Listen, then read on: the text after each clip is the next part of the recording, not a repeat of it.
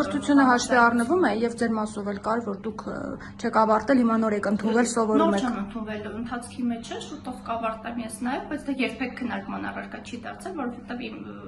մեկ այլ, այսպես ասած, դիպլոմը թույլ է տալիս ինձ մի շարք ոլորտներում աշխատել։ Այսինքն այլ բարձրագույն կրթության դիպլոմ ունեիք դուք։ Մեկ այլ դիպլոմ ունեմ, որ ինձ թույլ է տալիս մի շարք ոլորտներում, ըստ Հայաստանի Հանրապետության օրենքների, աշխատել տարբեր ոլորտներում, հողակում եւ այլնում, հիմա չեմ կարող այդքանը թվարկել, ինչի խոսքը բարձրագույն կրթության բացարձակ դա երբեք խնդիր չի հանդիսացել եւ եթե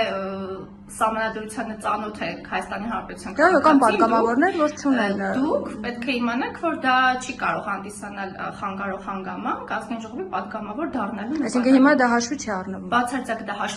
Հերմինե ջան, դա չի կարող հաշվի առնել, որտեղ դա սահմանադրությունում ամրագրված կետ է, դուք ասում եք մի բան, որը հակասում է օրենքին, դա չի կարող իշխող կուսակցությունը հիմք ընդունել։ Էլ եմ կրկնում,